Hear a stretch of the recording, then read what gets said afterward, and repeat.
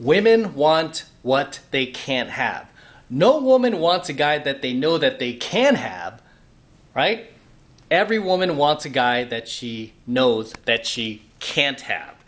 And this is why all of these guys, all these blue pill simps on these girls' social media who are liking all of her photos, dropping all of these comments, praising her for her beauty and her perfection and her flawlessness. This is why these guys never end up getting these girls. These guys never end up getting laid by anybody. These are the type of guys that women know instinctively they can have at any time.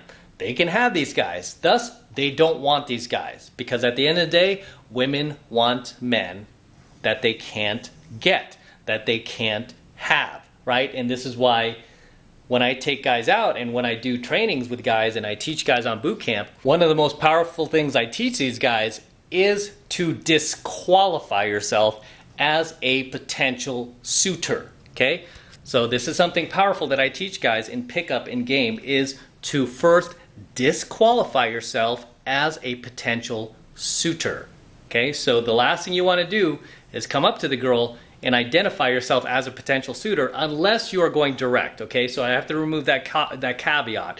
Unless you're going direct on a girl, which I don't recommend unless you have a certain level of game. Contrary to popular belief, a lot of guys who are dating coaches will teach newbies how to do direct game, and I always tell guys it's a big mistake. Really, the path to mastery is you have to learn indirect game first. You have to become a master of indirect game before you can become a master of direct game. Part of becoming a master of indirect game is becoming a master of disqualifying yourself as a potential suitor. So when we walk up to a girl indirectly, we are not communicating our attraction for her, for that woman, on the surface, right? We are not communicating our attraction for her immediately. Instead, we are going to withhold that information. And instead, we are going to demonstrate value with the girl to make ourselves higher value in her mind, right? And the way that we do that, primarily, above everything else, is by disqualifying ourselves as a potential suitor. We might do certain things like negging the girl, right? We might neg her a few times. Usually if the girl is a drop-dead gorgeous dime piece, like a perfect 10, I will pepper in 3 negs in a row, because usually that's the minimum that it takes to kind of like bring her down a few notches, just to let her know, like, hey, maybe this guy's not that attracted to me. Maybe he doesn't find me as attractive as other girls he's dating. Maybe he's the type of girl who dates girls who are way hotter and way younger than me. So we might pepper in a few negs just to disqualify ourselves as a potential suitor, right? We might start talking about the girlfriend that we have or don't have, and then that way the girl will be like, oh, he already has somebody. Why would he want me? Because most guys who are amateurs will lie even if they have a girlfriend. They'll be like, nope, I'm completely single, girl. I'm free. I have all the time in the world to date you. I'm not doing anything this week. I have no life, no friends. I'm totally free to go out with you. So when do you want to go out? The girl's like, ew, gross, right? Because by doing that, that guy has removed that very powerful aspect of pre-selection in her mind. Like, oh, this guy doesn't have a girlfriend, he doesn't have a life, he has all sorts of free time to hang out with me, so obviously no one else wants to be around him. Why would I want to be around him? And this is why once you start dating a good number of hot women, it becomes very easy to get more hot women in your life, right? Contrary to popular belief, contrary to what you've been sold growing up, the bill of goods you've been sold growing up by parents, teachers, society. The more hot women you have in your life, the easier it is to bring even more hotties into your life.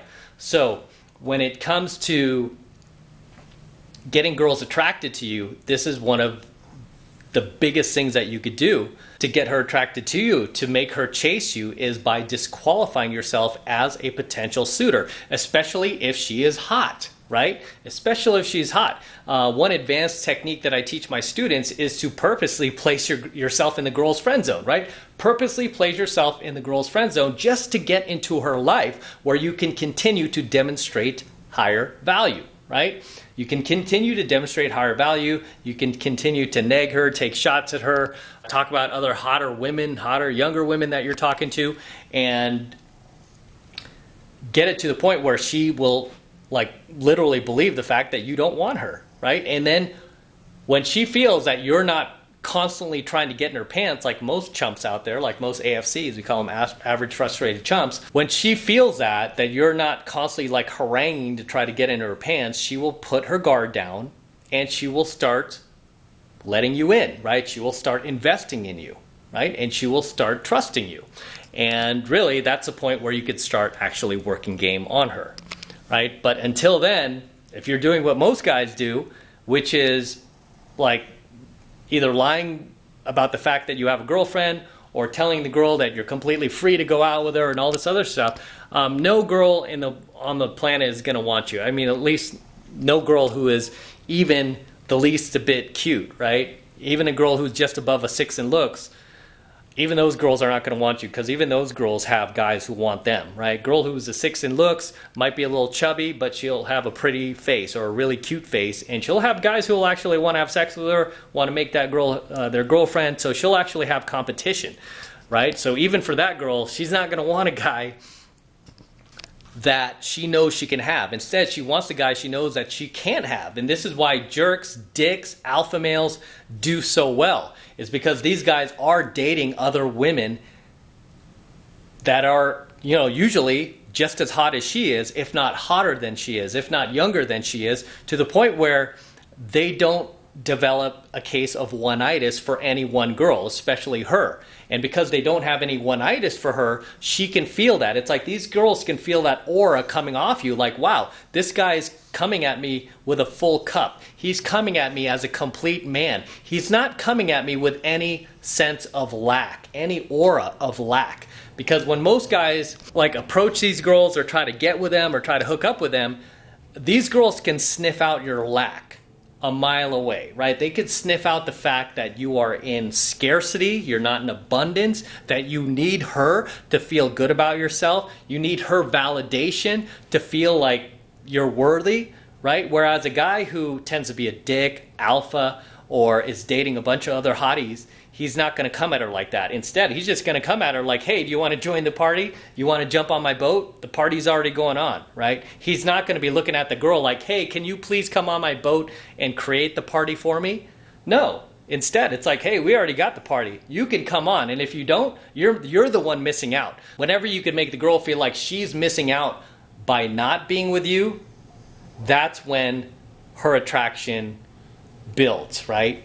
When she feels like her life, her social value would be better by being with you versus not being with you, right? And I did a coaching video on this as well. It's like, does the girl feel like she's winning by being with you, or does she feel like she's losing by being with you? Because any of these girls that end up dumping you or cheating on you, it's the fact that she feels like now by staying with you, she's feeling like she is actually losing social value, that she's losing, period. She's no longer winning by being with you. Whereas in the beginning, when she first hooked up with you, she might have thought you were this badass alpha male. She might have thought that like by being with you, she would feel like she's winning.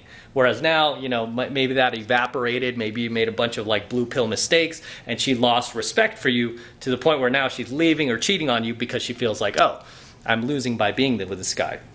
Okay, but at the end of the day, women do not want to be with guys that they know that they can have, that they know that they can get, that they know that they can like wrap around their thumb, right? That they can turn into their dancing little monkey boy. Instead, 99% of these girls, as long as they're healthy, psychologically intact females, will always want what they can't have. They will always want a guy who challenges them, who is not so easy to get, who has a life of his own, right? This is why I advocate for you guys all the time to have a path and purpose outside of women, right? Have a path and purpose of your own. Have goals, dreams, hobbies, something else that you're pursuing, that you're good at, that these girls can see like, wow, he's really passionate about this other aspect of his life. Because when she sees that you're pursuing that and you're actually good at it, that's where the attraction builds. Because she knows that you're not going to come in there trying to make her the center of your universe, trying to depend on her for your source of happiness, which is what a lot of guys do, sadly. A lot of guys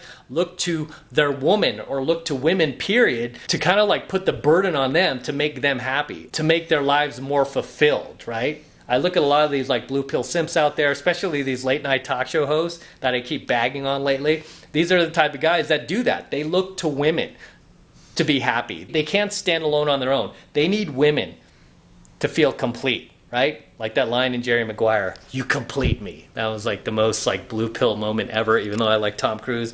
But hey, this was the 90s. We didn't really have all this knowledge back then, so who knew, right? Who knew? But you should not need her to feel complete. You should be able to feel complete on your own. Because when you can make these women feel like you don't need them and you have a life of your own and your life is already successful without her, that is when she's going to want to come on board, right? That's when she's going to want to come on your boat because the party's already happening. So understand, guys, at the end of the day, women don't want guys that they know they can have. They want guys that they know that they can't have. And generally, these type of guys are what we would consider higher value males. Guys who are on their path and purpose. Guys who are on their grind. Guys who don't make women the center of their universe. These guys tend to have the most women in their lives because they're trying the least. They put in the least effort towards this. They put their focus and energy towards their goals, towards their business, towards themselves. What have I told you guys about putting yourselves first, right? Never put the woman first. Never put her first, right? Even in cold approach, you might think, oh, I'm putting the woman first when I cold approach her. And yes and no, okay? Because there's a way to cold approach these girls and not communicate low value behavior, okay? There's a way to do that, right? When I approach girls, like, I've had a number of students say that, wow, it didn't even look like an approach. It looked like you guys already knew each other. It just looked like two people who've known each other for years having conversation. And that's the aura I create. But then again, I've been in field for, my entire adult life, over 3 decades. So I'm able to create that aura. Like the girl feels like she already knows me, right? There's none of this like, oh, this low value beta male coming up to me trying to get in my pants. No, instead it's like, wow, there's this guy. He reminds me of like an old friend or something. I feel like I want to hang out with this guy. I want to know him. And to people who are passing by, passerbys, like they don't think twice about it because it just looks like me and an old friend are catching up or something. It looks like, again, we already know each other. Where a guy who doesn't have as much experience cold approaching, like you could tell he's cold approaching, and then a lot of times, especially if it's a venue, that guy will draw a crowd and people will start watching, waiting for him to get blown out. Right? Whereas like my approaches these days don't even look like approaches. They look so under the radar. Even if I'm approaching the girl directly and I'm like, hey, you, what's your name? You're cute. My name's Matt. Oh, I gotta go. I have to meet some friends in a couple of seconds, but I just want to say hi to you, girl. What's your name? What are you doing here in Vegas? Where are you from? Right? And then we can immediately jump into a normal conversation and I'm still DHVing myself. I'm still peppering in negs with a girl. I'm still closing, but to anybody walking by, I mean, just the tone of the conversation and the aura of our interaction together just looks like those people already know each other. You would never know otherwise unless you actually caught me in the very beginning for the first few seconds approaching and telling her, hey, you're cute. What's your name? Where are you from? And then doing a little spin or something else, right? But outside of that, you wouldn't be able to tell it's an actual approach. Okay? So yes, there's a way to approach these girls and not communicate that like needy, supplicative, like beta behavior that a lot of guys do because they don't have any experience in communicating the right frame to the girl. And the reason for that is because they generally come from the wrong frame. What a lot of guys do when they approach a girl for the first time, especially if the girl is just a little bit hotter than what he's used to getting, he tends to not be able to be himself. He tends to not be able to be normal around her. He tends to act a little bit differently, right? And the reason he's doing that is because he's seeking validation from the girl, right? And you're probably doing this yourself because I've never seen a single guy that I've taken in field, a single student or even a stranger that I've seen approach a girl, that I could tell the girl's just a little bit out of his league, where he has the ability to act normal around her. He has the patience to take up her time and space and not feel an ounce of guilt about it. Because guys who, without training, who approach these girls who are just a little bit more attractive than what they're used to getting, they lose the ability to act normal around her. They lose that entitlement they have for the girl. And then I see them get a little self-conscious about taking up her time and space, right? they feel a little self-conscious about it. Whereas once you get to a more advanced level, you won't feel any of those things, and the girl won't feel anything coming off of you. She won't feel like you're doing anything as a tactic, to try to get in her pants, or that you have an agenda. She won't feel any of that, because there won't be that, right? There won't be that. That will be who you are. That will be who you are. Because a lot of guys mistake like pickup 1.0 for pickup 2.0. A lot of guys like, oh, that shit is so lame and manipulative. I'm like, what is? Pickup? Yeah, it's so manipulative. All its tricks and stuff. I'm like, what trick? There's no trick, dude. It's all about coming up to the girl and being able to maintain your normalcy around a girl who's a bit outside of your league or far outside of your league. And just being able to maintain who you are, feeling self-entitled, feeling to be free to say whatever you want, acting through your own intentions and not filtering yourself to please her, right? These are things that are very hard to do when you're not trained. I've tested a number of guys to go out there and do it. Even people who've hated on me, I've tested them. Go out and try it. And then they do it and they can't do it. Like same guys like dropping hater comments way back in the day when I first started my channel. Like, come out, let's see you do it. Okay, I'll come out. Right? And I would come out with these guys and not a single one of them were able to pull it off. Like as much shit as they talked in the comments, like, oh, it's just a bitch, I can do it. Okay, come out. This is where we're going to be this weekend. We're going to be at the Bungalow in Santa Monica, or we're going to be at Victoria in Santa Monica, or we'll be at the W in Hollywood. Come out, I'll be there. And then you do it. Then they couldn't do it. Takes training, right? But at the end of the day, what have I told you guys? Women don't want guys that they know they can have. They want guys they know that they can't have, right? And what that entails is you disqualifying yourself as a potential suitor in her life, right? Don't immediately try to get in her pants. Don't immediately try to close her. Don't immediately try to have sex with her, right? I mean, unless you're going to do that, unless you're going to try to just direct close her, right? If you approach a girl directly, you do a direct approach, which I will do many times, right?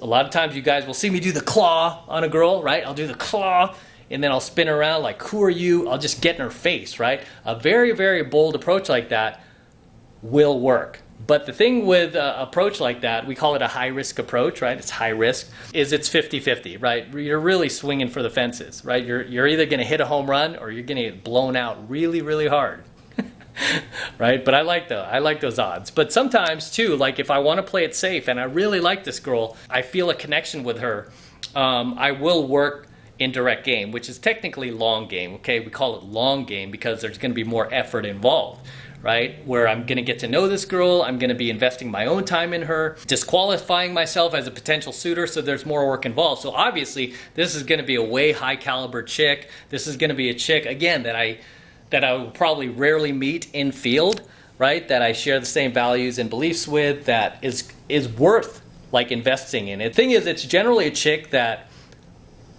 even if she was like a guy friend, I would invest that type of time into. So it goes beyond just like trying to close her and have sex with her. It's just like, even if she was a dude, I would probably invest that time in getting to know this dude because he's like a high caliber dude, right? High caliber buddy, a high caliber business contact, right? So when I meet a female like this, I'm like, yeah, she's totally high caliber. I'm gonna work long game on this girl. I would say like 9 out of 10 times, like over 80% of the time, I'll get the girl just playing it safe, right?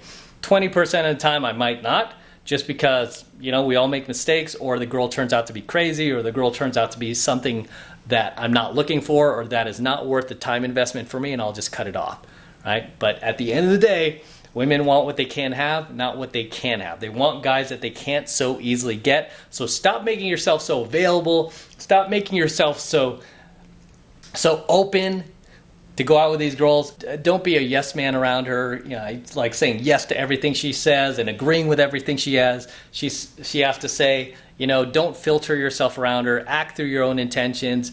And you know what? She'll be like, yep, this guy's a badass mofo, and I want to go out with this guy. And that's all I'm going to say for today's coaching video. Until next time, this is M from the 33 Secrets. Do not forget to smash that like button below. Also, hit that notification bell right next to it so that you're notified whenever I release a brand new coaching video here on the YouTube.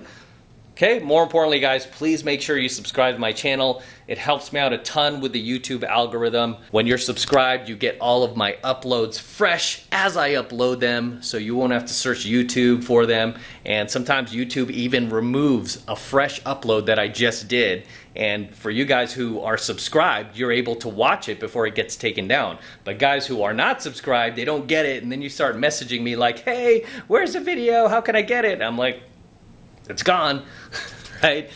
It's gone. YouTube took it. So this